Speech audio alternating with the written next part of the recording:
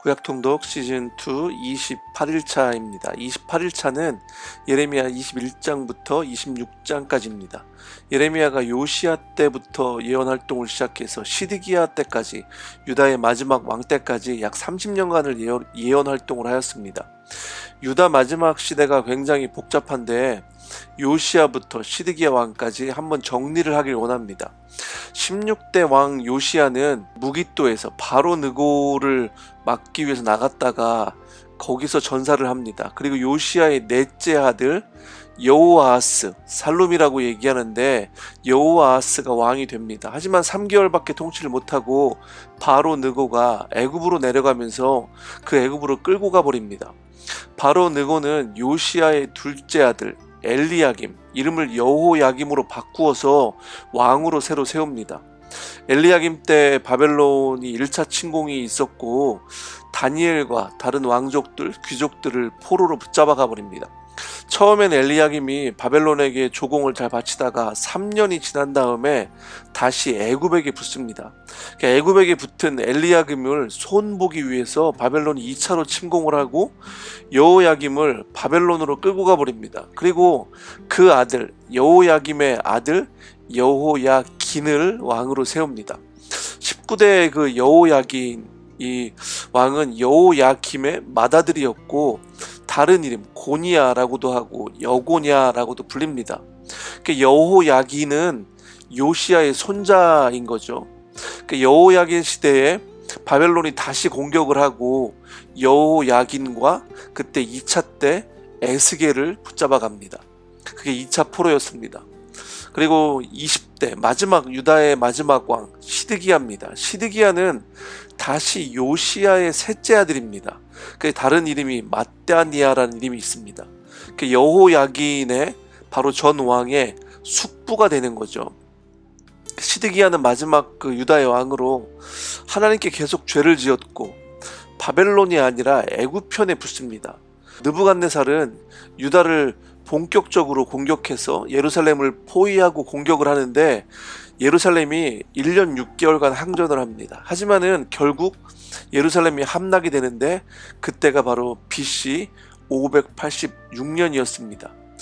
그렇게 예루살렘이 함락이 되고 시드기야는 아들들과 함께 붙잡혀서 시드기야가 보는 앞에서 아들들을 처형하고 시드기야의 두 눈을 뽑아서 바벨론으로 끌고 가죠. 이것이 3차 바벨론 포로입니다. 21장은 시드기야 왕 때의 일로 바벨론이 예루살렘을 포위하고 있는 상황이었습니다. 시드기야는 예레미야에게 좋은 소식을 기대했지만은 예레미야는 오히려 바벨론에게 항복하라는 말을 전합니다. 예루살렘 도성은 바벨론 왕에게 결국 넘어갈 것이고 그가 도성을 불질러 버릴 것이라고 그렇게 하나님의 말씀을 전합니다. 23장에는 이 살룸이 여호아하스라고 말씀드렸죠. 여호아하스가 이집트로 붙잡혀가서 다시는 돌아오지 못할 거라는 말씀이죠. 거기서 죽었습니다. 이집트에서.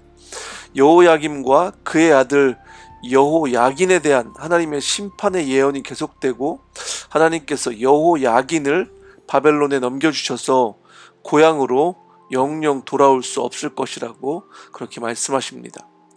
23장은 유다가 망하더라도 그것이 끝이 아니고 다윗에게서 의로운 가지가 하나 돋아날 날이 올 것이고 이 메시아에 대한 예언인데 그 다윗의 가문에서 나오는 그 의로운 가지가 결국 왕이 되어서 통치하시고 세상에 공평과 정의를 실현할 것이고 주님이 우리의 구원이시다라고 사람들은 부를 것이라고 말씀합니다.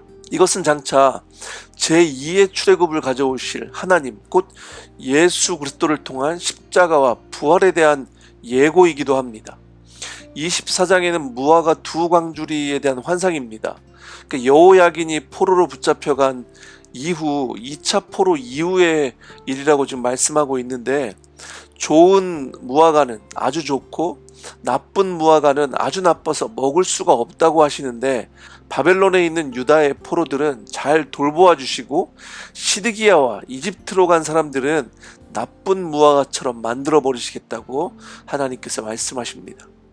25장은 23년 동안의 예레미야의 예언자 활동에 대한 요약입니다. 불순종한 예루살렘과 유다는 결국 바벨론의 손에 넘겨서 심판하시기로 하시고 70년의 기한을 정해 놓으시고 그 심판이 계속되는 게 아니고 70년의 이 기한을 정해 놓으시고 죄를 벌하시고 언약을 실천하시겠다고 약속하십니다. 민족들의 운명 또한 하나님께서 결정하시고 경영하신다는 하나님의 말씀입니다. 26장에서는 예레미야는 또다시 성전에서 설교를 하는데 성전의 함락과 예루살렘의 멸망에 대해서 전하는 예레미야는 거짓 선지자로 몰립니다. 하지만 지방의 장로들 몇이 미가와 우리야 선지자를 예로 들면서 예레미야를 보호하려고 합니다. 미가의 예언을 듣고 돌이킨 히스기야와 달리 여호야김은 우리야를 죽였고 하나님께 저항합니다. 하지만 예레미야는 아이감의 도움으로 목숨을 건집니다. 인간의 모든 역사를 하나님께서 주관하시는 것을 저희가 깨닫기를 원하고 하나님의 말씀을 들었을 때 두려워하고 그 말씀에 순종할 수 있는 믿음의 사람들이 되기를 원합니다.